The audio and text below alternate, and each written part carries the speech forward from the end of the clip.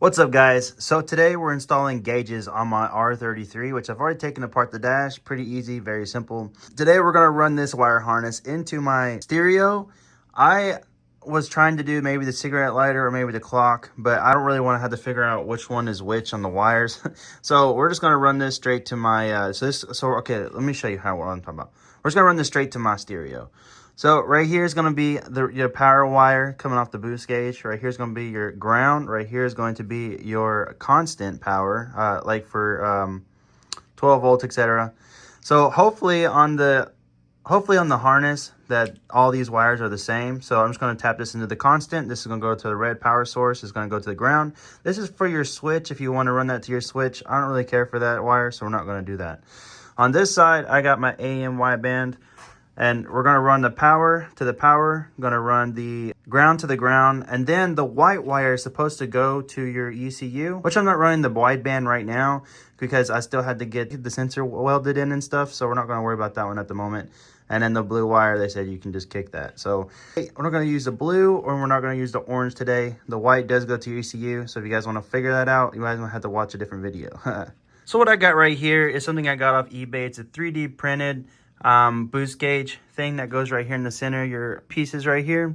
I think it looks really cool. It was those really snug fit. You just got to keep on pushing in there. Eventually it'll get in there and it's pretty snug. The reason I went with this style is because I didn't want to drill in the dash and I didn't want to put it anywhere else I couldn't really see it. This is perfectly right here where I can see it. These were already broke anyways, so I went ahead and got this. Plus, you know, the vent, it still has venting right here, so that's pretty cool. Definitely A1. Make sure to check my bio if you guys want to get one for yourself. We're also going to be running the glow shift gauge with 30 psi. I think we're going to be running 8 psi, something like that, whatever factory is.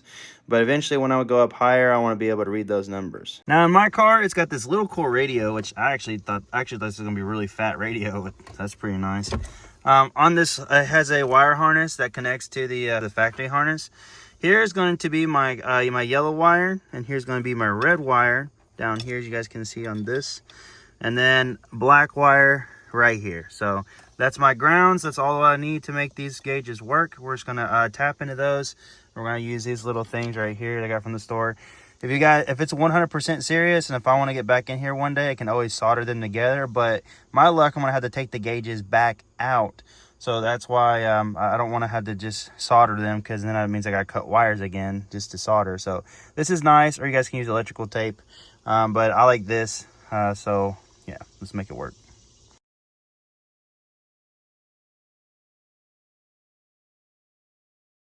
So guys, as I said, just in case I need the orange wire, it's there. As far as I know, I don't really need the orange wire. Here's a little example.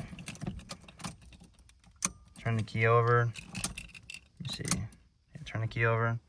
This isn't actually flickering, it's just what it looks like on here. But there's that one, this one, this one.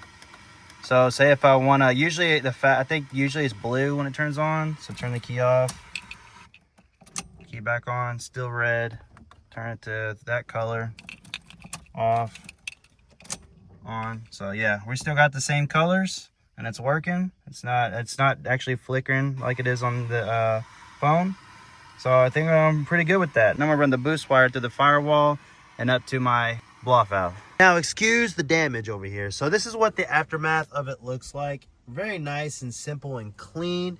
I got full vision on my gauges, no drilling into my awesome dash. I decided to do this. Mine is a 94 Skyline. So mine is also 5-speed. So I have a clutch master cylinder, whatever, it's there in the way, and I've seen sometimes on the automatics you guys do have a hole somewhere over here you guys can cut into and put the boost gauge and stuff through. I do not have anything on this side that I know of, so what I had to do is down through here and under through here and all the way, as you guys can see that wire.